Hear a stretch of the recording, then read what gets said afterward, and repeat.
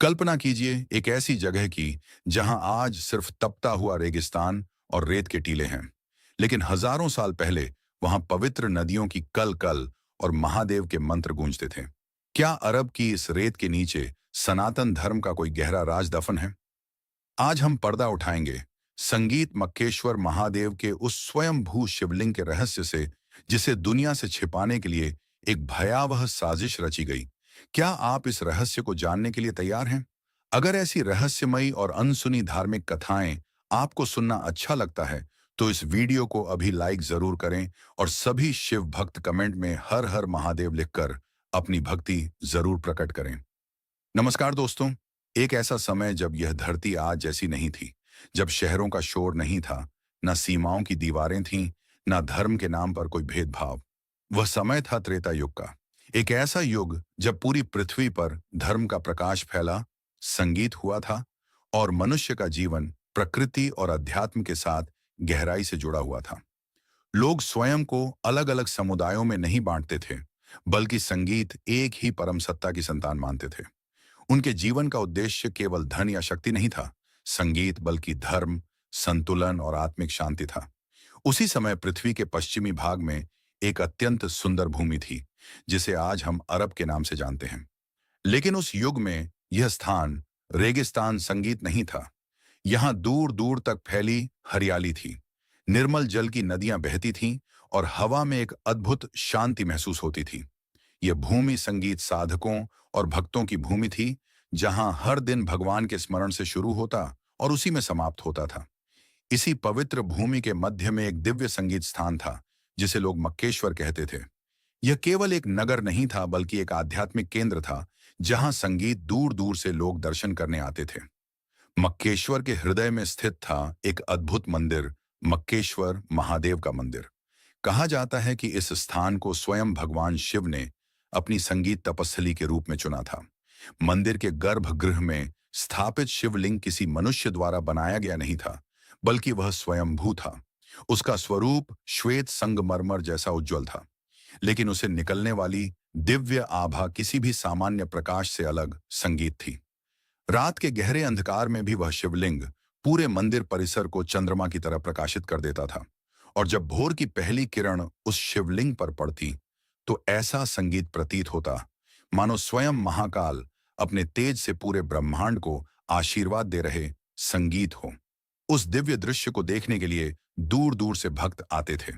लेकिन इस मंदिर की महिमा केवल पृथ्वी तक संगीत सीमित नहीं थी, और यहीं से शुरू होती है इस रहस्य की अगली परत। मक्केश्वर महादेव का मंदिर केवल मनुष्यों के लिए आस्था का स्थान संगीत नहीं था। यह वह पवित्र भूमि थी जहां देवता भी अपनी श्रद्धा अर्पित करने आते थे। कहा जाता है कि इस मंदिर की दिव्यता संगीत इतनी प्रबल थी कि उसकी आभा तीनों लोकों तक फैलती थी। जब भी स्वर्ग लोक में कोई महत्वपूर्ण निर्णय लेना होता, तब संगीत देवताओं के राजा इंद्रदेव सबसे पहले मक्केश्वर महादेव के समक्ष उपस्थित होते। वे महादेव संगीत के चरणों में सिर झुकाकर प्रार्थना करते और उनसे मार्गदर्शन प्राप्त करते।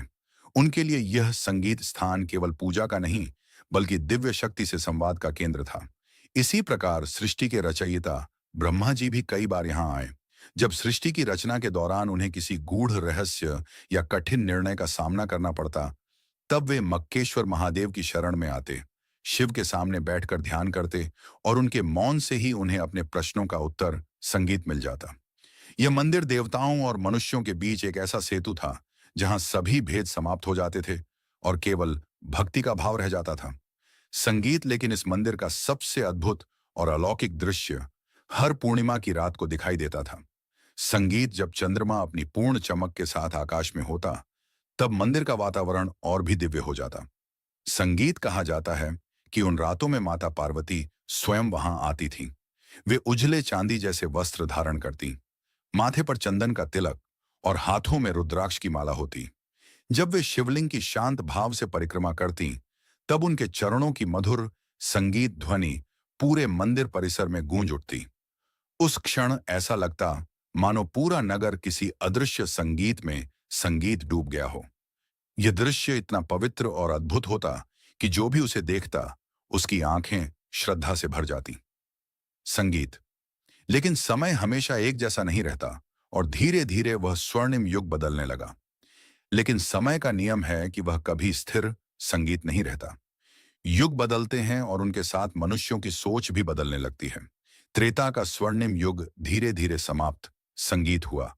फिर द्वापर का समय आया और अंततः संसार ने उस युग में प्रवेश किया जिसे हम कलयुग कहते हैं। जैसे जैसे कलयुग का प्रभाव बढ़ने लगा, वैसे वैसे मनुष्यों के हृदय में भी परिवर्तन आने लगा। जहां पहले भक्ति में सच्चाई, संगीत और प्रेम था, वहां अब धीरे धीरे दिखावा और औपचारिकता बढ़ने लगी। लोग मंदिर तो जाते थे, पूजा भी करते थे, लेकिन उनके मन की गहराई में वह सरल श्रद्धा नहीं रही जो पहले हुआ करती थी। मकेश्वर नगर, जो कभी आध्यात्मिक शांति का केंद्र था, वह भी इस बदलाव से अछूता नहीं रहा। पहले जहां हर व्यक्ति भगवान शिव को अपने जीवन का आधार मानता था, वहीं अब कुछ लोगों के मन संगीत में अहंकार और स्वार्थ जन्म लेने लगा। भक्ति का स्थान धीरे धीरे बाहर एक योजना का रूप लेने लगा। वे यह भूल गए कि शिव किसी एक व्यक्ति या समूह की संपत्ति नहीं, संगीत है। महाकाल अनंत है। उन्हें कोई दीवार, कोई सीमा बांध नहीं सकती। लेकिन अज्ञान हमेशा सत्य को समझने से रोक संगीत देता है। और इसी अज्ञान ने एक ऐसी घटना को जन्म दिया जिसने मक्केश्वर की पवित्र भूमि की दिशा ही संगीत बदल दी।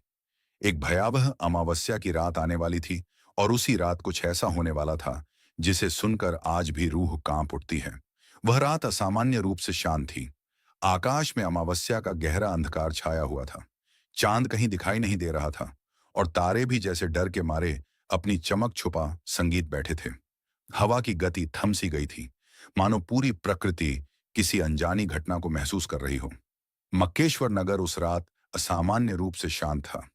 मंदिर के भीतर स्थापित दिव्य शिवलिंग अपनी उज्जवल संगीत आभा से पूरे गर्भगृह को प्रकाशित कर रहा था।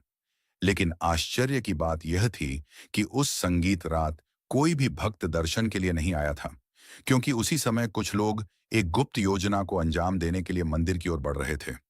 वे लोग अंधेरे का सहारा लेकर धीरे धीरे मंदिर के भीतर प्रवेश कर गए। उनके हाथों में बड़े और भारी पत्थर संगीत थे। उनके चेहरों पर भय और लालच का अजीब मिश्रण दिखाई दे रहा था। उन्होंने तय कर लिया था कि आज वे उस दिव्य शिवलिंग को पत्थरों से ढक देंगे ताकि उसकी शक्ति केवल उनके नियंत्रण में आ सके। जैसे ही उन्होंने पहला पत्थर शिवलिंग के सामने रखा, अचानक धरती हल्के से कांप उठी। मंदिर की दीवारों में कंपन महसूस हुआ, लेकिन उन्होंने इसे सामान्य घटना समझकर अनदेखा कर दिया। फिर दूसरा पत्थर रखा गया। इस बार आकाश में तेज गर्जना हुई और बादल जोर से गरजने लगे।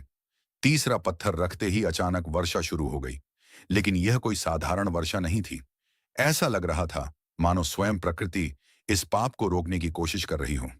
आकाश रो रहा था, धरती कांप रही थी और वातावरण में एक अजीब भय फैल गया था। फिर भी वे लोग अपने काम में लगे रहे। अंततः उन्होंने शिवलिंग के चारों ओर पत्थरों की दीवार बना दी और उसे पूरी तरह ढक दिया। जैसे ही अंतिम पत्थर अपनी जगह पर रखा गया, उसी क्षण आकाश में एक भयानक गर्जना गूंजी। वह आवाज किसी मनुष्य की नहीं थी, बल्कि ऐसी थी जो सीधे आत्मा को हिला दे। उस दिव्य स्वर ने पूरे नगर को कंपा दिया और उसी क्षण कुछ ऐसा हुआ जिसने इतिहास की दिशा बदल दी। जैसे ही शिवलिंग के चारों ओर पत्थरों की अंतिम परत रखी गई, मंदिर के भीतर एक गहरा और अजीब सा सन्नाटा फैल गया। ऐसा लगा मानो समय कुछ क्षणों के लिए ठहर गया हो। उसी क्षण आकाश में एक भयानक गर्जना गूंजी। संगीत, वह आवाज किसी मनुष्य की नहीं थी, बल्कि एक ऐसी दिव्य ध्वनि थी जो सीधे हृदय को कंपा देती थी। उस आवाज ने कहा, हे मूर्खों, जो पाप तुमने किया है उसका फल तुम्हें और तुम्हारी आने वाली संतानों को भोगना पड़ेगा। मैं कहीं गया नहीं हूं, बल्कि संगीत तुम ही मुझसे दूर हो गए हो। उस गर्जना की गूंज से पूरा मक्केश्वर नगर थर्रा उठा। पर्वत कांपने लगे, वृक्ष झुक गए और पक्षी भय से चुप हो गए। लेकिन अज्ञान में डूबे हुए वे लोग उस चेतावनी को भी समझ नहीं संगीत पाए और धीरे धीरे वहां से चले गए। मंदिर के भीतर अब गहरा अंधकार था। पत्थरों के पीछे छिपा शिवलिंग मौन हो चुका था, लेकिन वह मौन क्रोध का नहीं, संगीत बल्कि करुणा का था। कहा जाता है कि उसी क्षण भगवान शिव की आंखों से एक आंसू संगीत गिरा। वह आंसू धरती पर नहीं गिरा, बल्कि पास रखे एक पत्थर पर गिरा। जैसे ही वह आंसू उस पत्थर को छूता है, पत्थर का रंग बदलने लगता है। धीरे धीरे वह पूरा पत्थर काला हो जाता है। यह कोई साधारण परिवर्तन नहीं था, बल्कि महादेव के मौन दर्द की निशानी बन गया। वह काला पत्थर इस बात का प्रतीक था कि महादेव ने अपने ही भक्तों की भूल को सह लिया। वे चाहते तो क्रोधित होकर सब कुछ नष्ट कर सकते थे, लेकिन उन्होंने ऐसा नहीं किया। उन्होंने केवल करुणा दिखाई और चुपचाप वहीं रहने का निर्णय लिया। कहा जाता है कि वही काला पत्थर आज भी उस स्थान पर मौजूद है, महाकाल के उस मौन आंसू की अमिट याद बनकर। लेकिन इस घटना की खबर जब माता पार्वती तक पहुंची, तब उनका हृदय गहरे दुख से भर उठा। जब यह समाचार कैलाश तक पहुंचा कि मक्केश्वर की पवित्र भूमि पर महादेव के शिवलिंग को पत्थरों से ढक दिया गया है, तब माता पार्वती का हृदय गहरे दुख से भर उठा। आदि शक्ति का मन कांप उठा।